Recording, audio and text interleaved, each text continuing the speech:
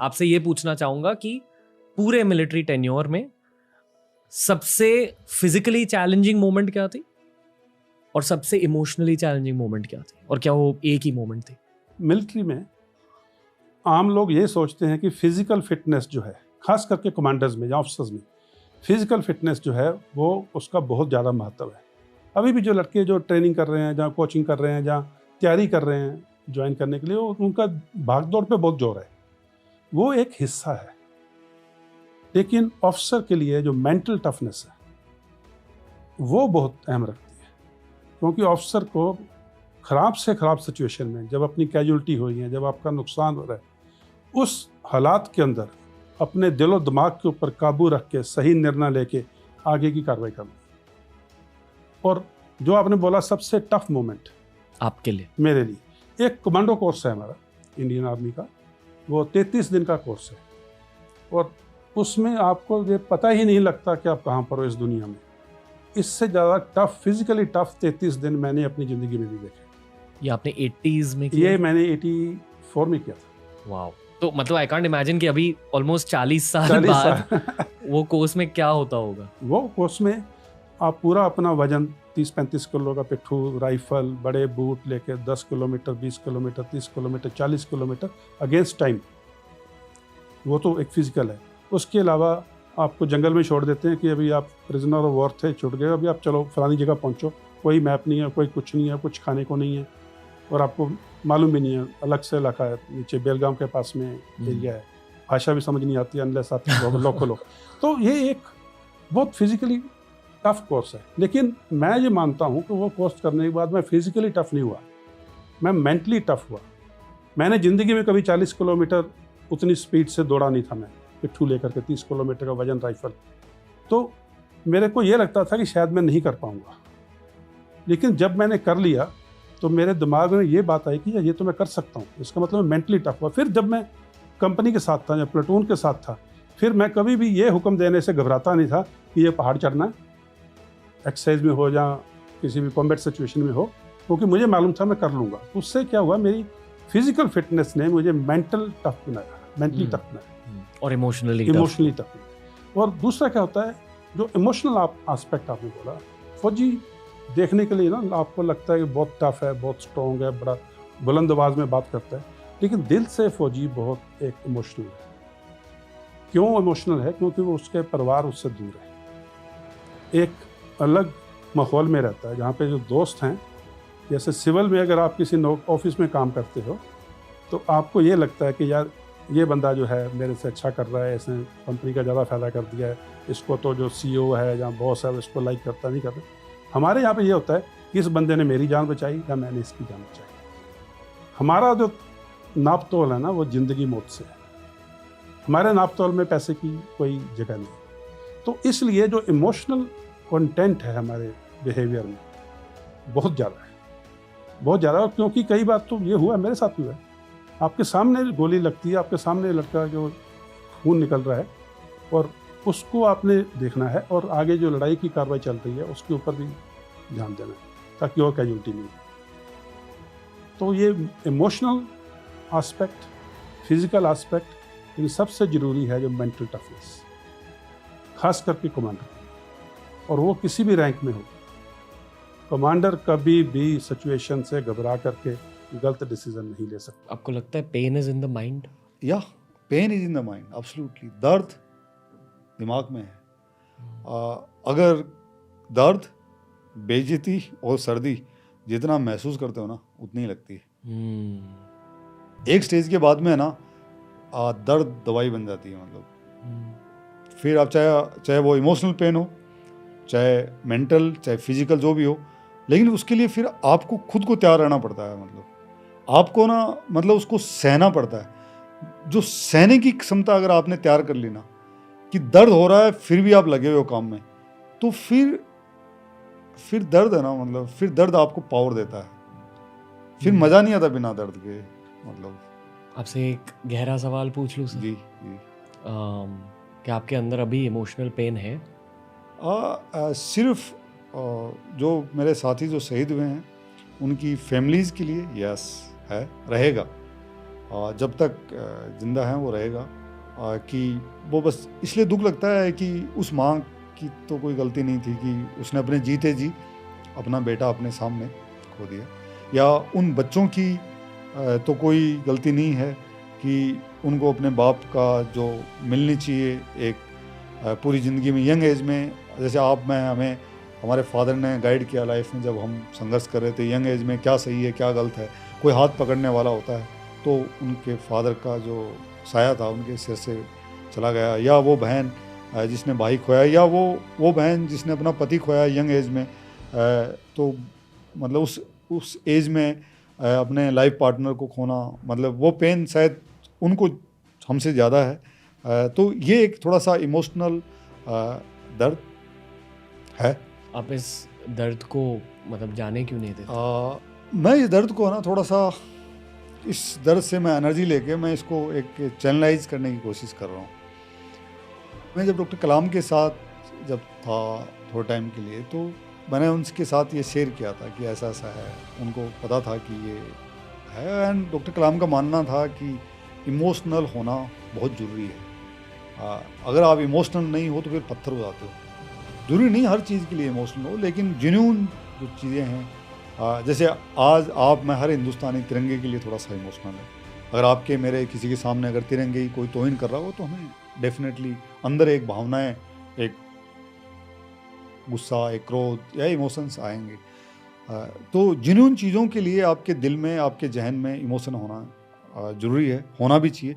वो आपको एक बैलेंस भी करता है एज ए ह्यूमन बीइंग। तो जो ये आपने कहा ये दर्द क्यों नहीं जाने देते, तो मैं इस दर्द की दवा बनाने में लगा हूँ। और तो मैं जब डॉक्टर कलाम के साथ था कि ऐसा क्या किया जाए, तो उनका था कि क्यों नहीं हम जो शहीद परिवार हैं जिन्होंने अपने बच्चे खोए हैं, अपने फादर खोए, अपने पति खोए हैं, भाई खोए हैं, उन फैमिलीज़ को, और क्यों नहीं हम देश की जो आम जनता है उसके करीब लेके आएँ। क्यों नहीं हम उनके बच्चों के लिए कुछ एजुकेशन का कुछ करें, कुछ एक ऐसा मिशन करना चाहिए हमें। किसी भी फौजी के परिवार को जनता से पैसा 1 रुपया नहीं चाहिए, उनको सिर्फ इज्जत चाहिए, मोहब्बत चाहिए। आपने अगर किसी शहीद के परिवार के पास आप 2 मिनट जाके उनकी माँ या उनके फादर के पास बैठें और उनके बेटे के बारे में बात करें, आप उनको ये एहसास करवा दें कि वो नहीं है, मैं हूँ आपका बेटा, मैं हूँ, हम आपके साथ हैं। मैं आपको बता सकता हूँ कि उसके बाद में वो माँ और वो पिता जो शहीद के हैं वो आपको ज़िंदगी भर है ना आपके अंदर अपने बच्चे की शक्ल देखना शुरू कर देंगे। कुछ स्पेशल फोर्सेस के सवाल भी पूछने मुझे कि इसी फेज में ऑपरेशंस के बारे में मत बताइए सर, पर ये बस थोड़ा हमें टीम वर्क के बारे में बता दीजिए कि वहाँ जब एक 30 बंदों की टीम होती है तो आपस में वाइब क्या होती है, सपोज कॉम्बैट सिचुएशन स्टार्ट हो जाती है तो फिर कोऑर्डिनेशन कैसे होती है एक दूसरे के साथ? इज इट वर्बल कम्युनिकेशन, क्या होता है, या इतनी ज़्यादा ट्रेनिंग हो चुकी है कि सब लोग इन सिंक है, फ्लो में होता है? यार एक तो जो मेरे को लगता है जो स्पेशल फोर्सेस की जो सबसे खास बात है और which makes it stands out from, और ये मैं ये इसलिए नहीं कि मतलब बाकी के भी इन्फेंट्री बटालियन और RR बटालियन बहुत ज़बरदस्त हैं, बहुत कुछ है, पर उनमें क्या है वो उतनी कंटिन्यूटी नहीं, हमें काफ़ी एक हद तक कंटिन्यूटी रहती है। तो इसलिए जो हमारी जो बॉन्डिंग है ना वो एक बहुत अलग लेवल की होती है। तो जो जैसे जनरली अफसरों के अफसर ही अच्छे दोस्त होते हैं, हमारे तो बंदे भी उतने अच्छे दोस्त हैं। तो वहाँ पे जो, और वो जो एक फेथ होता है ना, मेरे को हमेशा से लगता है कि जनरल एक लाइफ में भी ना, to love someone is very easy, to trust someone is very difficult. मतलब कोई ये बोले कि, मतलब मेरे को लगता है कि कोई जो रियल कॉम्प्लीमेंट है ना वो आई लव यू किसी का बोलना नहीं है, पर आई ट्रस्ट यू जो अगर कोई बोलता है ना, वो उससे बड़ा कोई कॉम्प्लीमेंट नहीं है। तो वो जो एक जो फीलिंग होती है ना यार कि तुम साला आंख बंद करके विश्वास कर सकते हो किसी को, कोई फरेब नहीं है, कोई धोखा नहीं है। किसी ने कसम नहीं खाई है, यहाँ साले आग के आसपास बैठ के लोग कसम खाते हैं कि 7 जन्म साथ रहेंगे और साले 1 साल साथ नहीं रहते हैं। वहाँ किसी ने कसम नहीं खाई है, पर वो बंदा तुम्हारे लिए मरेगा और वो सोचेगा नहीं। तो वो जो चीज़ें हैं ना यार, वो और फौज, इसीलिए मैं बोलता हूँ यार, ये जो 4-4, 5-5 साल की तुम जो स्कीमें निकाल रहे हो ना यार, फौज के लिए नहीं है, क्योंकि ये एक पैशन, एक जुनून है यार, ये एक भाव है, और उस भाव को डेवलप होने में टाइम लगता है। आप किसी पे क्यों ट्रस्ट करोगे?